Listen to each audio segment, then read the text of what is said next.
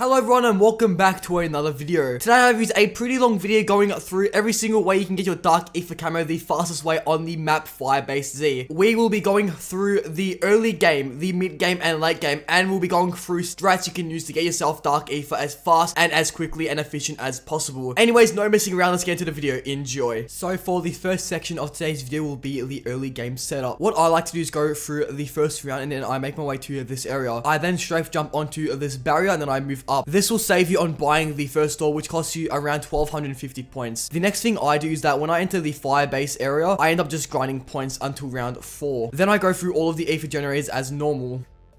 Once done, I make my way back to the village and then I pack much my weapon. The reason why I do this quickly is because of the fact that the mimics will start to spawn around this time. You want to kill as much mimics as possible, as every mimic at the moment counts as one elite kill. So practically, the more mimic kills you get, the more elite kills you can gain. I will be going over ways you can get more mimic spawns later on, but at the moment, what I tend to do is just kill as much as I can. Usually one will spawn by the end of round 6 or 7. The next thing I tend to do is do the Bad Bunny Easter egg. The reason why I do this is because of the fact that you can get a free Juggernaut and you can get up to 2 mimic kills. So to do the Bad Bunny Easter egg, make your way wide here and stare at the bunny. I tend to start aiming into it and then eventually he starts to turn his head. Then it will jump scare you and you'll enter the different dimension. Here your goal basically is to shoot all of the floating bunnies. However, every time you shoot a bunny, a mimic will spawn. So what I recommend you do is kill the mimic that spawns with the bunny that you have shot. In the clip here, I kill my mimic and then I move on. There is around 2 mimic spawns for each bunny, and then for the third bunny, when you shoot the bunny, it will just end up killing every zombie and mimic that is in the game. Once done, you can make your way to the box and then you can get yourself a free Juggernaut and you may be able to get yourself a pretty nice gun. I end up getting the yellow version of the Milano, or the legendary version of the Milano. Once I leave the Bad Bunny Easter egg, what I tend to do is just go through the rounds. The next thing I'd like to show you is a way you can get a few mimic spawns early on in the game. So what you want to do is you want to start building the AK-84. To do this, you want to make your way to the weapon lab and get the blueprint off the wall. Once done, make your way to the scorched defense and you want to go and get the eye out of this dead zombie. Once done, make your way back to the weapon lab and put the eye onto the eye scanner. Then to your right, there will be a drawer that will dispense you a key. Take this key to the barracks area and start opening up the lockers. For every 2 to 3 lockers, a mimic will spawn. You can easily kill this mimic and this will count as 1 elite kill. So there is 9 boxes. You can get up to 2 to 3 mimics on round 7. So right now we are sitting on 4 elite kills on round 7 to 9, or whatever round you're currently on. By the way, when the item drops for the Reiki, if you do not pick it up in this area, the game will think that you have not done a step correctly, so they'll end up giving you more mimic spawns. So if you want more mimic spawns, do not pick up the item for the Reiki 84. So right now I've gotten myself a few elite kills and I'm now going to go back to the village area of the map. Here I tend to grab myself a few perks. Perks I'd recommend you grab for early game is the Juggernaut perk, Quick Revive, and Deadshot. These perks will help you get headshots and I'd highly recommend you grab all 3 of these perks. A quick tip is that for this map, basically your elite kills will happen automatically. You don't really have to worry about your elite kills. The things I just showed you are ways you can get your elite kills done pretty quickly early game. The only thing I'd recommend you worry about is the critical kills and the pack punch kills. These are the 2 categories that really matter and I'd recommend you guys utilize your gameplay for these camos. So now that I've gotten through all of the early game stuff, we're going to go through the spots I'm going to show you to get your camos done pretty quickly. These sidelines will be used for mostly headshots or critical kills, but you can also use them for late game and so on. So let's get to the first spot right now. So for the first spot, in my opinion, the best spot, make your way to the Colonel's office. Then stand exactly where I am and aim down the middle here. All zombies will come towards you in this straight line. The only thing you must worry about is these zombies coming from the left and of course the manglers and the mimics that come throughout the rounds. Also, when the dogs start to spawn, this spot becomes a little bit more chaotic, but if your gun is pack punch to tier 3, you should have no problem killing the dogs. Also, at the end of some rounds, some zombies may spawn in different areas, so all you have to do is come down to what I do here and just kill them. So for the second spot, make your way to the spawn area, then simply come to what I do here. Also note, if you've done the skip method to skip the first door, you actually must open the first door to get into this spot. This is because if you do not open the first door, what will happen is that all the zombies will just freeze and you can't kill zombies when they're frozen. So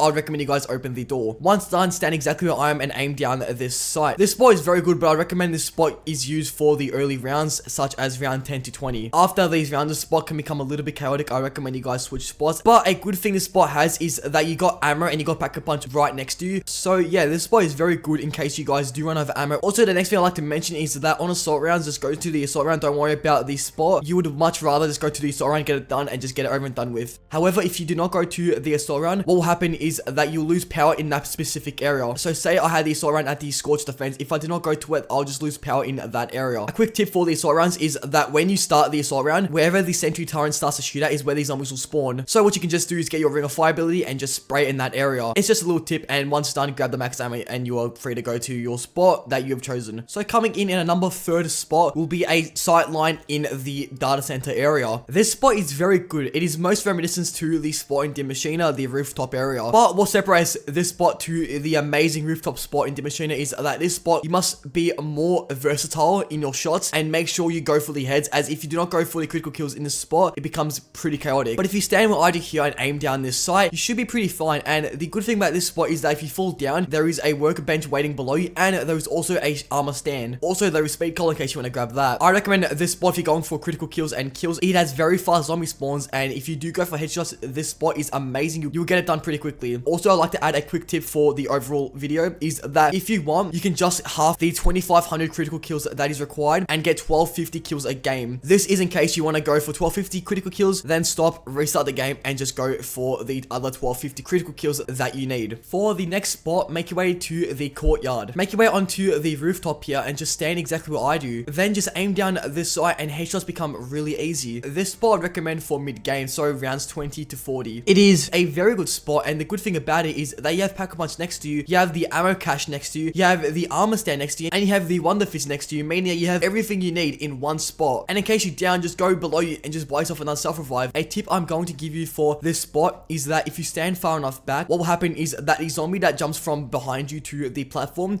will just pile up in front of you. This also happens to the mimic that may spawn behind you. This is where they tend to spawn, so they will jump and they'll just stop and just look at you. You can easily get through these guys with the ring of fire. I recommend you guys utilize the ring of fire ability. It is very crucial for going for headshots and getting kills done and staying safe in these spots. Also, when you're going back up to the spot in case you've fallen down or you've been overrun, I recommend you guys not to use an ammo mod. This is in case you kill a zombie in front of you. Let's just say you had the dead wire effect. It will then use the effect on the zombie and you may get stuck. So I recommend you guys just use this spot with a weapon without an ammo mod. So for our next spot will be a training area. This spot is very good for the fact that there is an ammo cache sat in the middle of the training area. So in case you need ammo, simply just go to this ammo cache and buy some. This spot is good for mid-game, so around 20 to 40, as you can just easily go through the rounds. When the dog spawns, I'd recommend you guys get the dead wire or the turned ability. For some reason, when I use these abilities on the dogs, I end up insta-killing these guys with any gun I use, so I recommend you guys grab a dead wire ability. Also, when the mimics and the manglers come, make sure you have the ring of fire ready so that you can easily mow through these guys. That is it for the spot. Let's get into the next one. So for the next spot, you want to open the door that is from the helipad to the barrack area. Then for this spot, you want to train a horde of zombies and make your way where I do. Then stand exactly what I do and just mow down the zombies, aiming for their heads. This spot is great for critical kills, and I recommend this spot when you're traversing through the map and you want to get some zombies killed in one area. However, for this spot, I recommend you use this for ending rounds, not in the middle of rounds. Also, when the manglers and the mimics come, make sure you have the ring of fire ready at your disposal so you can easily get through these guys. This spot is very good for the challenge that requires you to kill multiple zombies at once. This is because you can kill a whole horde of zombies in around a few seconds, so it is very good for that challenge. However, I would only use this spot to the mid rounds, as in the late rounds, this spot becomes a little bit chaotic. So for the last spot in today's video, you want to go buy yourself a chopper gunner, some decoys, and a self-revive. Once you have accumulated these items, make your way to the left shelter at the scorched defense area. Then simply aim down your sights at the doorway here and stand right here. This spot is very good for cameras, but it is very chaotic. In this spot, you must utilize your ring of fire the most. It is very crucial when a mimic or mangler comes, you use your ring of fire. If you do not use your ring of fire, you may get overrun and it may result in death. So if you are getting to low health, it is very important that you use the chopper gunner. Also, I recommend you guys have your shields up to tier 3. Also, if you do not have a chopper gunner, you can always just exit from the window in front of you. This spot is probably one of the fastest ways to get headshots done on FIREBAZE Z, but ironically, it is the most dangerous. So those were all of the spots I recommend use to get your dark Aether Camo the most efficient way as possible. In the gameplay, you're gonna see I got around 1000 critical kills, not even intending going for critical kills. So if I were to actually try get critical kills, I could have easily been up to 1500 by the end of round 30. This in-game will take you around an hour, which is pretty good for the fact that you're getting basically all your challenges done in around an hour or two, meaning you can go for gold in around 3 hours. Also, I recommend you guys utilize the XP weekend that is live right now. If you guys want, I can make a video tomorrow going through the best ways to level up your weapons, but this is the best way to grind your dark Aether Camo. If you guys have made it this far into the video, I really do thank you. I appreciate you guys sticking around for the video, and I hope you guys enjoyed it. If you did, please make sure to like and subscribe. I try to make this content daily, and it would really be appreciated if you guys can show some support. Anyways, till next time, goodbye.